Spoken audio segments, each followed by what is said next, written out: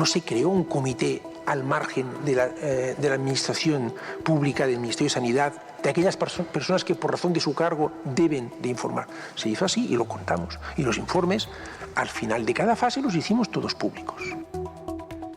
Buenas noches. El comité de expertos que dirigió a las comunidades autónomas en las diferentes fases de desescalada nunca existió. En numerosas ocasiones el Gobierno aseguró que se tomaban las diferentes decisiones en función al criterio de esos expertos. La conformación de este equipo siempre fue un misterio. Es más, diferentes dirigentes políticos como Pedro Sánchez, María Jesús Montero, Carmen Calvo y hasta Salvador Illa dijeron que no querían decir el nombre públicamente de todos esos expertos porque decían que querían precisamente evitar presiones hacia esas personas. Ahora entendemos por qué no se quiso dar a conocer para justificar, es decir, en otras gran palabras, una gran mentira para justificar sus decisiones según un criterio científico que en realidad no era otro que el suyo propio.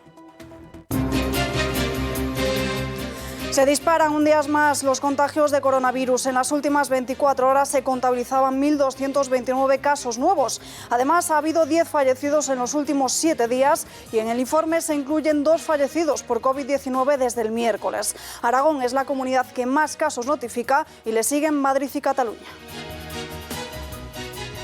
Madrid estrena hoy el uso obligatorio de mascarilla. Ni bares ni restaurantes sirven ya como excusa para no llevarla puesta. Hay restricciones en el ocio nocturno y, por cierto, un máximo de 10 personas en terrazas. Mañana La Rioja es el escenario de la conferencia de presidentes autonómico en la que se va a debatir el reparto de los fondos europeos de la reconstrucción tras la pandemia del coronavirus. Una importante cita en la que no van a estar presentes ni Íñigo Urkullu ni Quim Torra. Los dos dirigentes autonómicos se ausentan de esa reunión que estará presidida por Felipe VI. Yo creo que saldremos adelante con unión, con responsabilidad, con solidaridad. Hoy mismo ha comenzado una ola de calor en España. Las altas temperaturas y el ambiente sofocante se vienen sucediendo durante toda la semana, pero lo peor va a ser este sábado. Termómetros que marcarán los 43 y 44 grados en puntos como Córdoba y Murcia. Los expertos recomiendan evitar las horas centrales de sol y beber mucha agua. Nunca un mes de julio había sido tan caluroso.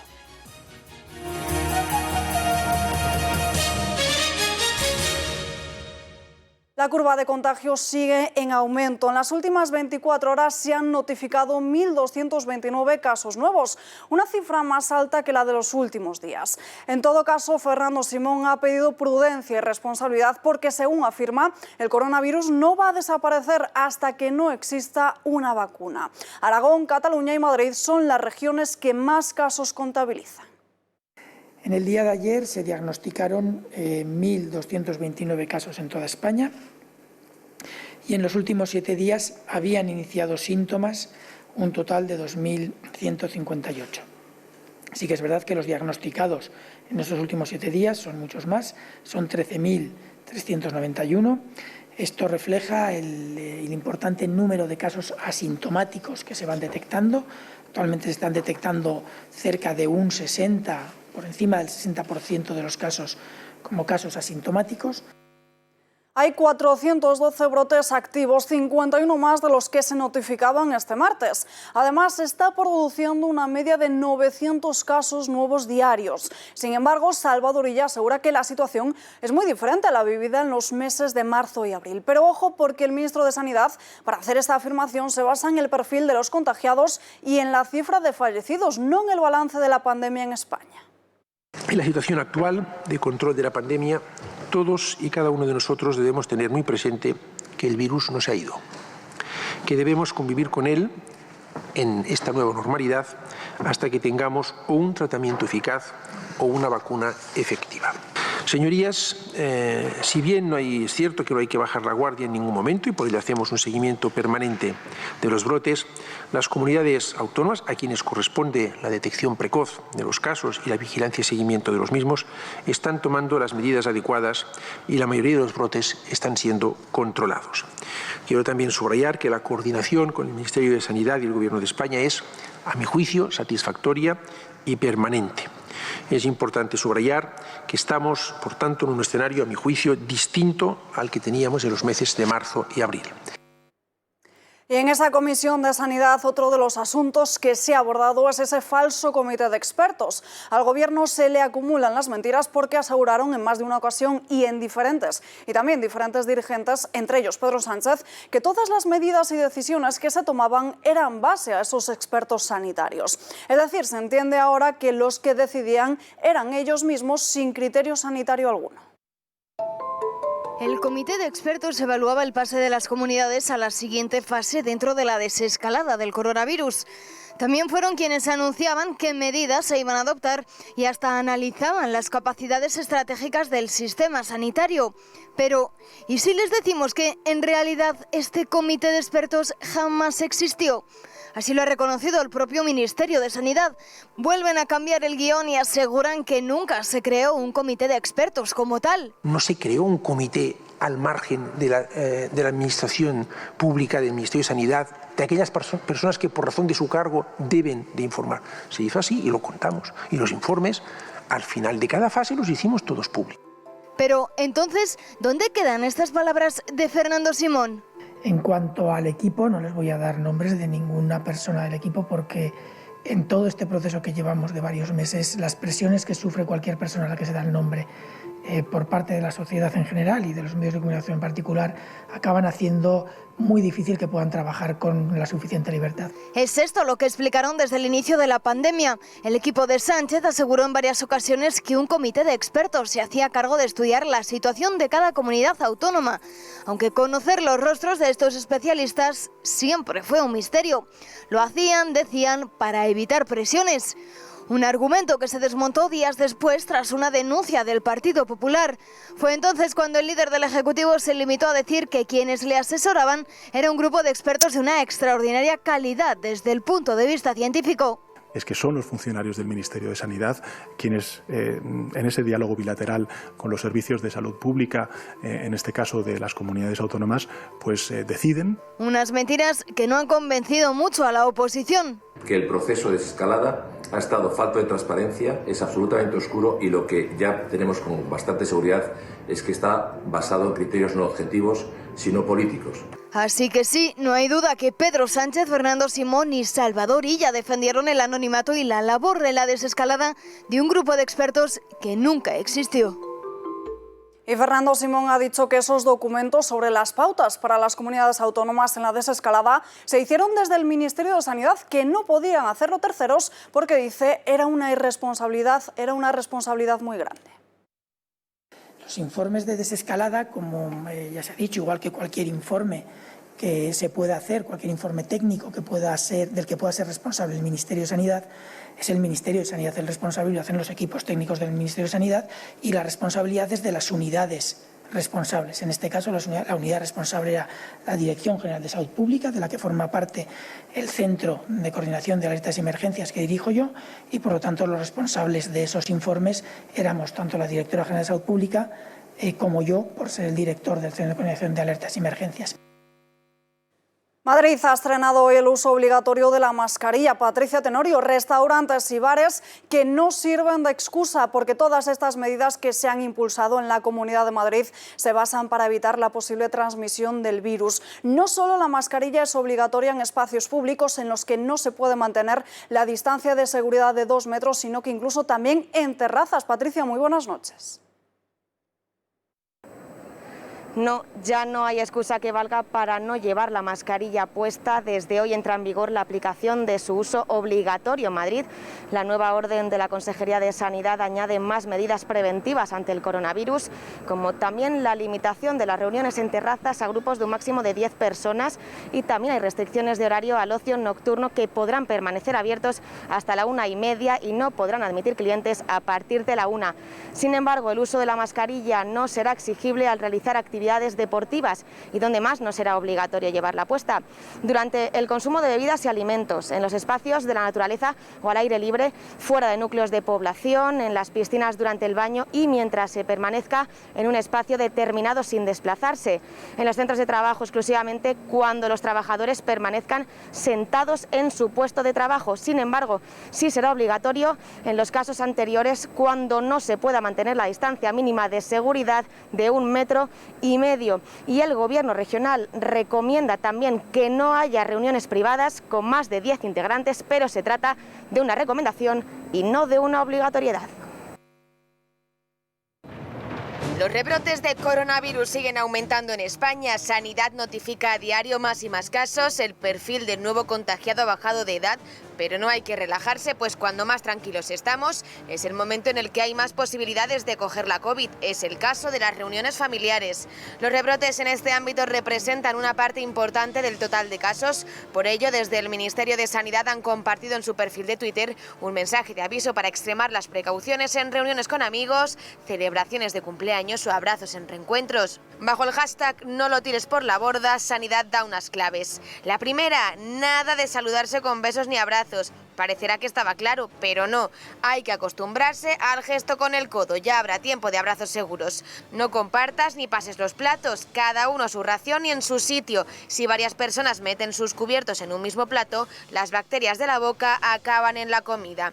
Cuando termines de comer, ponte la mascarilla. Dentro de nuestra propia familia puede haber asintomáticos y la mascarilla nos protegerá de partículas contaminadas en caso de que las haya. Por cierto, que cada vez que la manipules, lávate las manos, la nariz siempre dentro y si es reutilizable, lavarla según las instrucciones.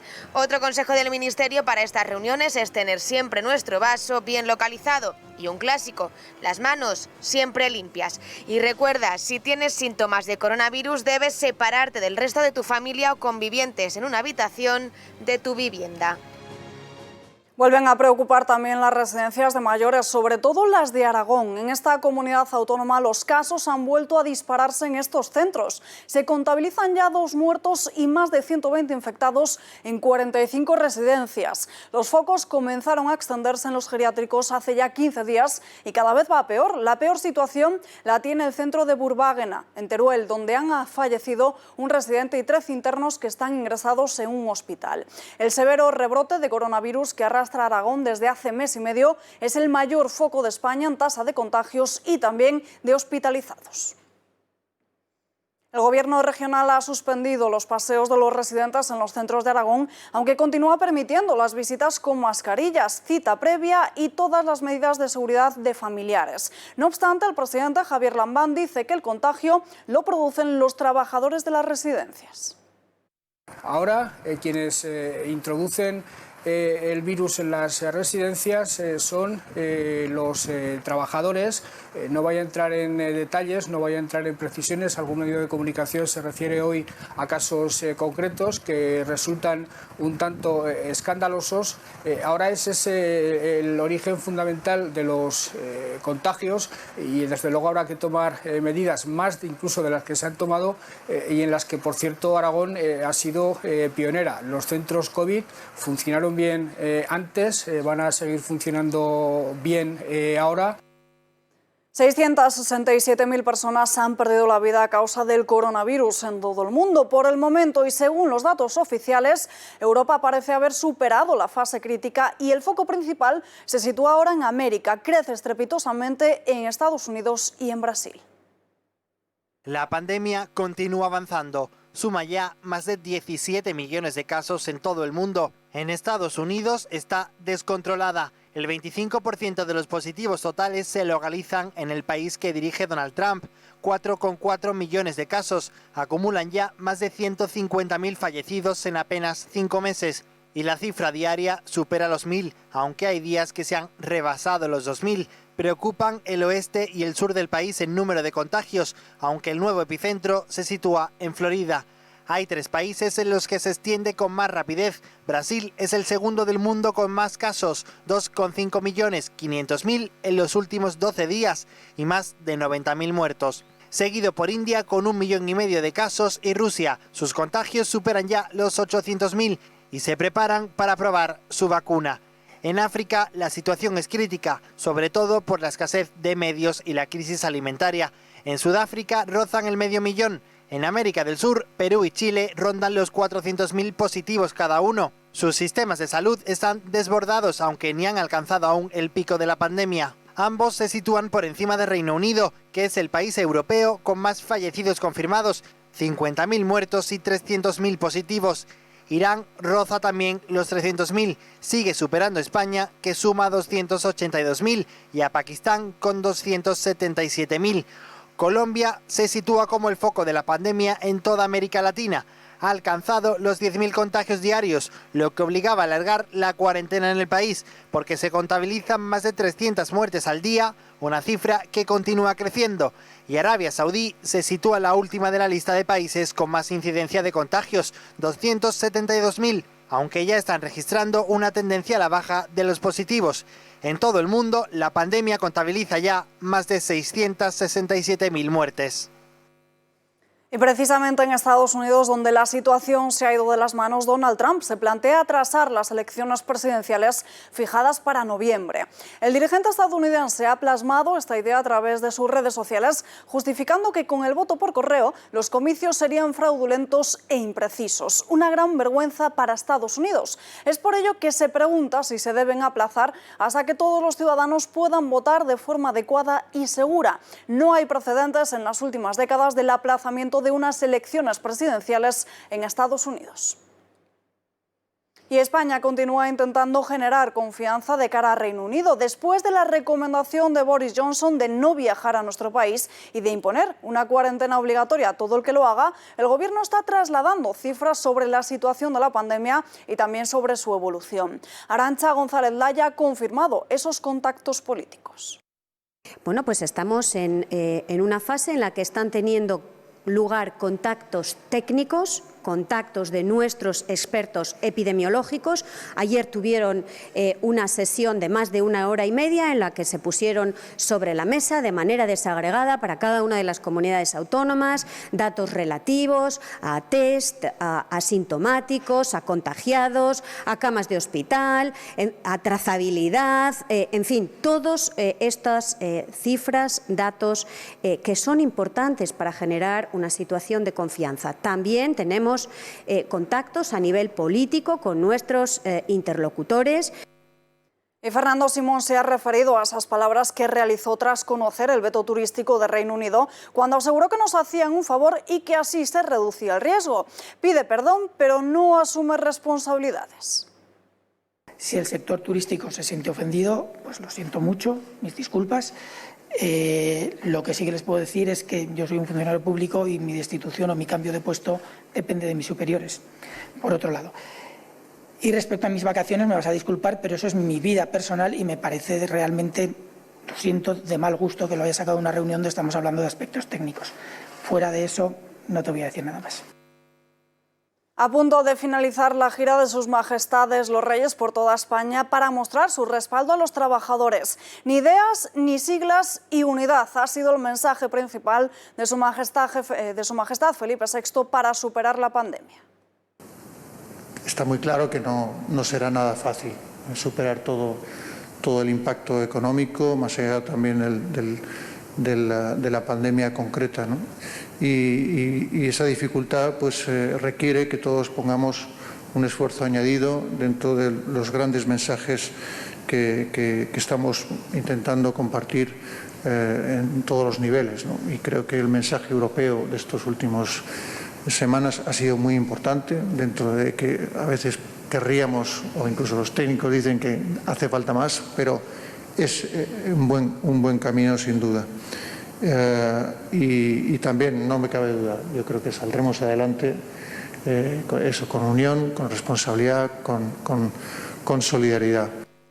Pues parece que unidad no va a haber en la conferencia de presidentes en la que se plantea debatir los fondos europeos. Estará presidida por el rey Felipe VI y no van a estar ni Íñigo Urkullu ni Quim Torra. Habrá un encuentro informal con el presidente del Gobierno, con Pedro Sánchez, y con los máximos representantes de las comunidades antes del inicio de los trabajos de esta conferencia. Por el momento, como decimos, no va a estar presente el Lehendakari. El dirigente vasco mantiene su negativa a acudir mañana, mientras que no haya una fecha cerrada para celebrar la comisión mixta del concierto vasco.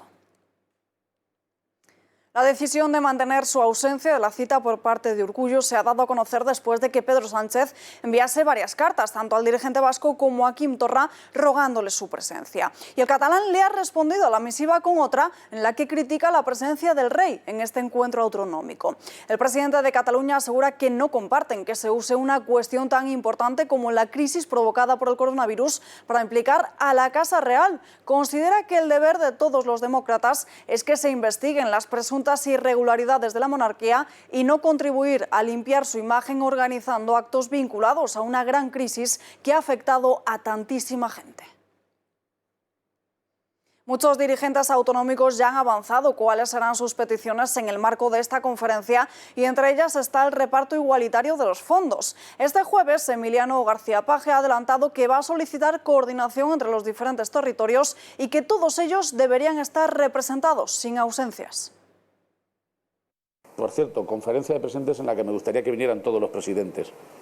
Sinceramente creo que tanto Cataluña como el País Vasco tienen que normalizar una mesa de negociación y de debate que no sería completo si no estuviéramos todos. Y desde luego los demás no estamos en disposición de admitir que haya debates paralelos. Si quedamos entre todos para hablar entre todos de lo que a todos nos importa y nos importa por igual, lo que luego no sería admisible es que haya circuitos de debate oportunistas por detrás. La moción de censura anunciada por Vox contra Pedro Sánchez puede estar liderada por otro candidato que no sea de los asientos de Santiago Abascal. Así lo ha revelado este jueves la portavoz de la formación en el Congreso, Macarena Olona, que asevera que lo importante pasa por exigir responsabilidad al actual gobierno.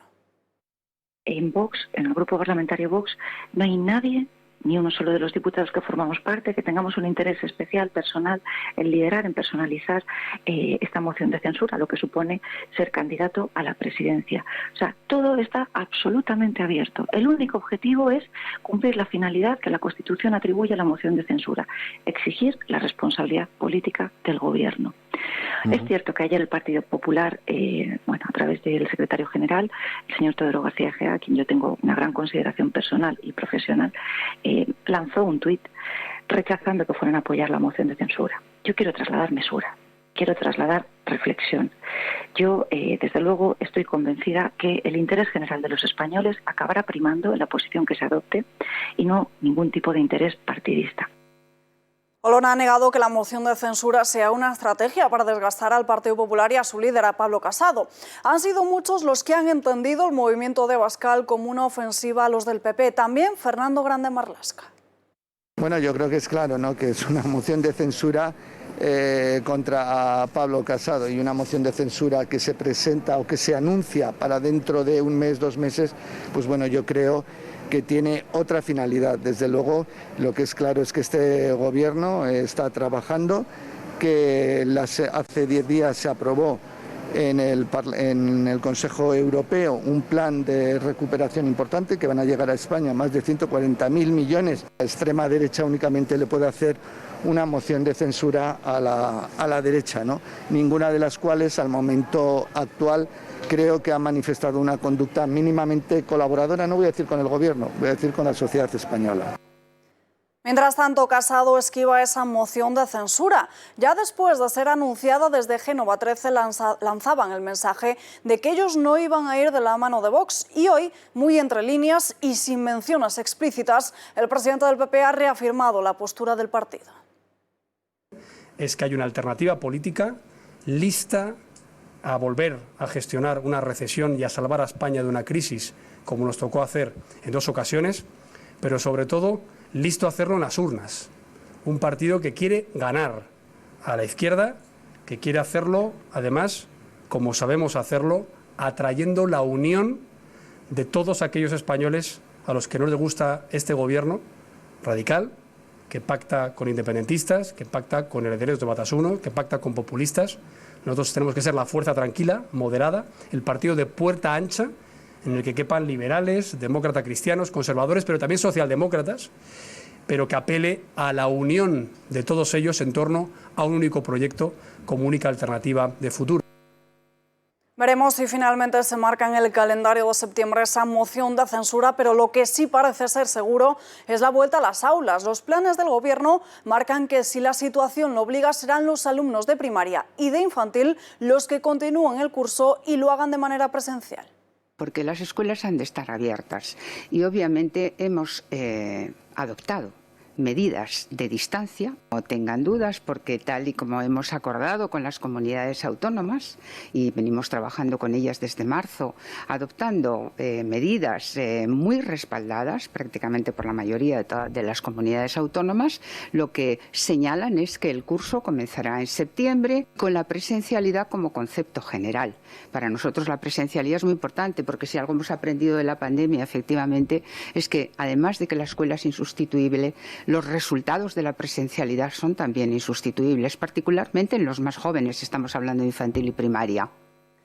El Grupo CIMIC ha publicado hoy el rendimiento de su negocio hasta el 30 de junio de 2020 y en él se muestra un beneficio neto después de impuestos de 317 millones de dólares australianos. La perspectiva en los negocios centrales sigue siendo positiva a pesar del impacto del COVID-19. La filial de ACS sigue adjudicándose proyectos. Cuenta con una sólida cartera de proyectos valorados en más de 38.000 millones de dólares, donde se incluyen los más de 3.000 millones de la adquisición de Biospectrum por parte de Ventia. El punto de vista sigue siendo optimista y más aún después de conocer que el mercado minero está demostrando resistencia, ya que se ha firmado un contrato de exclusividad con fondos asesorados por Elliott para vender un 50% de CIES, su firma de servicios de minería y mayor minera del mundo. Es decir, que se ha buscado un socio que se haga con el 50% que han puesto a la venta.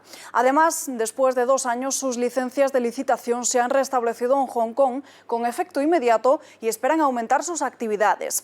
Continúan generando ganancias sostenibles, respaldadas por efectivo, y su calificación crediticia de grado de inversión ha sido ratificada por Moody's y también por Standard & Poor's. Esta mañana se ha localizado el coche con el que se produjo el atropello mortal en El Álamo, que se saldó con la muerte de 2 personas. Estaba escondido dentro de un camión de reparto de cerveza y ahora los agentes lo están analizando. Y también hemos conocido hoy unas imágenes que se corresponden con una reyerta de este fin de semana en el que ambos clanes se enfrentaban en esa fiesta de pedida de mano, una secuencia que mostraba esa violencia brutal en la que se podía ver como muchos de ellos estaban a golpes contra un coche que había. Ahora los agentes han reforzado la seguridad en la zona, preocupados por si se produce ese ojo por ojo y diente por diente. La primera ola de calor en España ya está aquí, a pesar de que 5 comunidades autónomas mantenían esta semana el aviso naranja por temperaturas de hasta 41 grados. Ahora un total de 24 provincias están en aviso por temperaturas máximas. Esta ola de calor ha comenzado este jueves y se va a prolongar hasta el sábado debido a la influencia de una masa cálida de aire africano. Tarde hoy de tormentas y de nubes altas, pero el calor no ha tocado techo. Lo hará este sábado con hasta 44 grados en Córdoba o 43 en Murcia. Un mes de julio de lo más cálido que se recuerda.